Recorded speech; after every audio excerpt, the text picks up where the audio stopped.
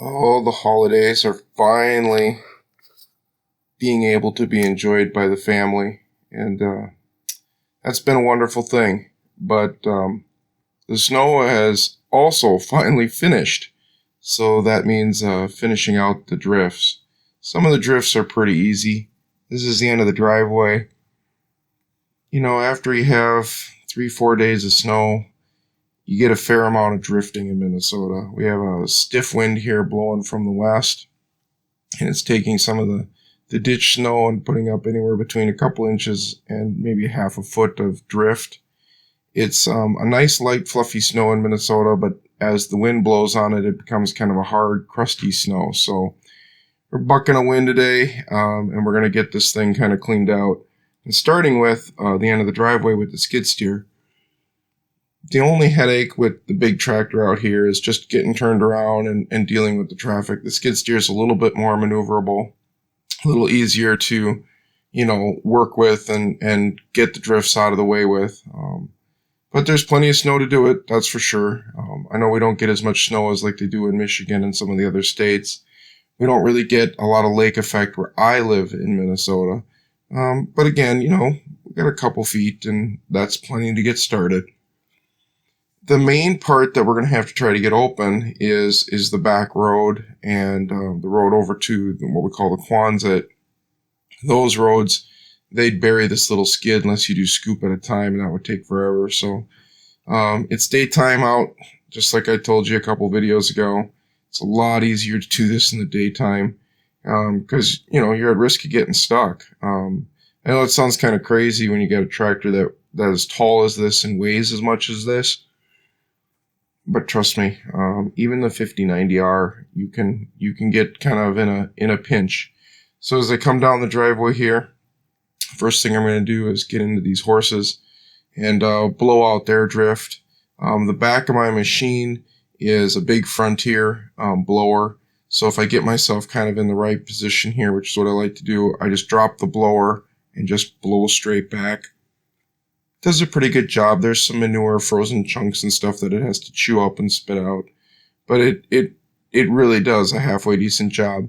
It's got, I think, I'm not exactly sure, probably 28 inches worth of good depth on that dual auger system in there. And it really blows quite well. Now we're dealing again with a west wind, so you're going to see a lot of snow getting kicked by wind. But as I get back in here, you can see that the blower almost gets buried as I get into the back of it, and it chugs its way through it and still gets through it. It's perfectly fine. The blower itself, if you go too fast, will actually start to lift up, even though you got the hydraulics to push it down. So I've learned to just kind of take my time. So right now it's completely buried in that drift. That drift is probably pushing close to 3 feet, but we made it through it. Again, I don't plow out this whole area. Minnesota's known for weather change. In a week, it'll probably be melting, and then in another week, we'll have dumps of snow again. So what I basically do is I just kind of plow them on a path so they can get in and out easy between the hay feeder and the water. If it gets too warm, well, then I can take the snow from the side and dump it over the top in case it gets icy or something like that. So there's the hay feeder there. And again, we'll just drive our way out of this, and then we'll hit the driveway, make a nice path for the horses. It's basically what I want to be able to do, just kind of get them through that big drift that occurs there. I probably should put a snow fence up and try to control a little better, but honestly, on the farm, folks, there's just drifts all over the place. As far as going down this main part of the driveway, I'll open that up today.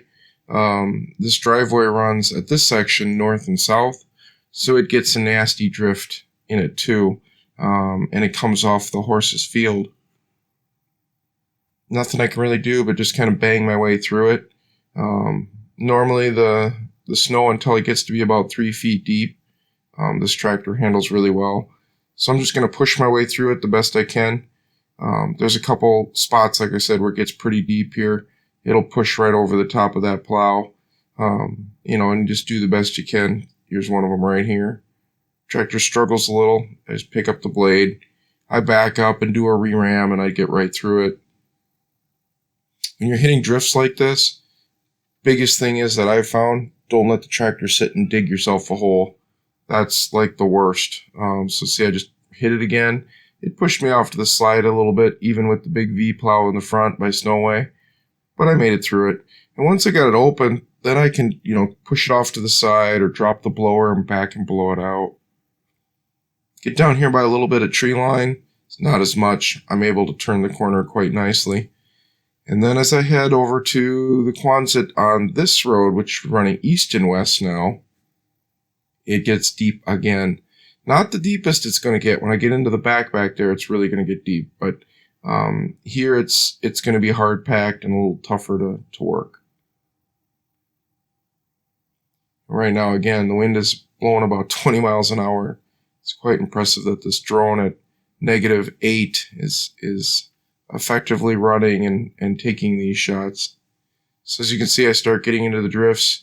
The sides of the piles of snow here are almost 3 feet tall, and there I hit one. It just stopped me dead again. Not a problem. I'll just back up and hit it. Just readjust myself and blow through it. If you were a pickup driver, because I've had this place plowed out by a pickup driver on my long driveway before, they pretty much have to do the same thing. Matter of fact, one year it got so bad that I had to bring the tractor in with the blower and help them out because my neighbor was using a pickup driver to go down his driveway, and it was just too much for it. But when you get into this heavy stuff that's really crusty and wind blowing, it can make it kind of challenging. See, now you get to this section of the road, hardly anything on it. It's kind of funny how drifting goes. Wind and Mother Nature make it a challenge sometimes.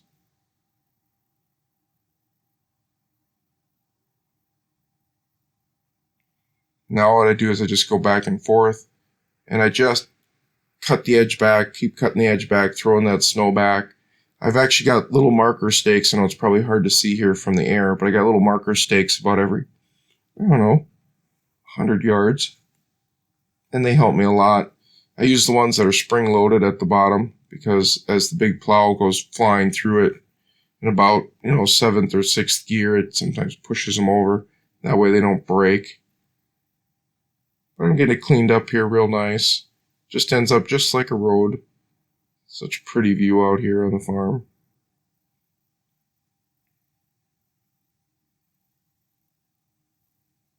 And then these corners, a lot of times on these corners I'll just blow them out. That seems to work the easiest. The blower does a pretty good job. I just turn it on, drop it down, back up, and blow it out. That way I don't always have to deal with, huge piles on these corners. I find that to be the best. Then I turn around and go back again. And then the drifts on this section will be all done. Now, the back section I'll do in stages. I'll drive in typically. I'll go till the tractor starts to really bog. Then I'll drop my snowblower, blow my way back out, and then I'll come running back at it again, bust my way in a bit. You certainly could turn around and blow it all the way backwards, but driving backwards isn't always that fun, if you know what I mean. Yeah, just blowing out the corner here. This big blower does a pretty good job at about, 520 RPMs on the tractor. PTO blowing. I don't have too much issue with it. I've broken a few shear pins over the years with it. One time I sucked into a frozen pumpkin that had gotten left out. Sheared a shear pin right off on that. But for the most part, it does a really good job of getting through it. I've been pretty pleased with the blower on the butt. And I love the Snoway plow on the front. I've had Boss plows on my tractor. Nothing wrong with them either, but I like that the Snoway is a V plow and interchangeable. It makes it so much nicer when you get into the big, deep, thick drifts here in the back because it kind of keeps you squared up. Here I'm just going around the Quonset buildings. Again, they're not too bad with drifts, but I'll knock out a few little areas where it's giving me a little bit more trouble. And then I'm going to head into the back. When you see here and I get into the back, it gets a little deep. I'm certainly not going to bore you with, hours of footage. 13 minutes is plenty of video to get the gist of how we plow out the place. It's kind of pretty to do a final plow out after the winds are move the snow. And again, I know it's still windy right now, but not too much of a worry of more drifting because the snow has kind of placed itself where it needs to at this point. It's gotten its rock hard crustiness, so that makes it a little easier. So as I get myself situated here, I'm going to drive down to this end, and then I'm going to turn right around, and we're going to hit that deeper stuff. Kind of a pretty view as the tractor comes into view.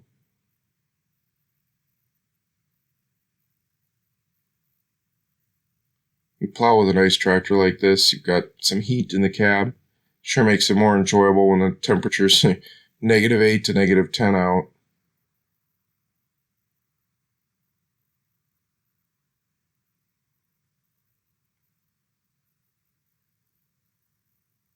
Got the good diesel fuel in it, so it's been running well too. I like to use the diesel that's mixed with the kerosene. So now I'm going to start heading into the back. This road is about a mile long. That's how we get to the animals in the back to feed them. That's how we get to the deer stands, how we get to our neighbors. It's a long road for us on a little farm like this, but I like to keep it open. This first part up by the pines up here, not too bad. It allows you to go through it pretty easy. And once you get past that little wood pile there, which is next to my gun range, it gets deep quick. I mean, like over the top of the plow, which is a little bit frustrating. So you're going to see the tractor rocking here a little bit as she tries to push through it. Again, I go as far as I can, then I turn around and back up. See, she's rocking right now. We're getting through it.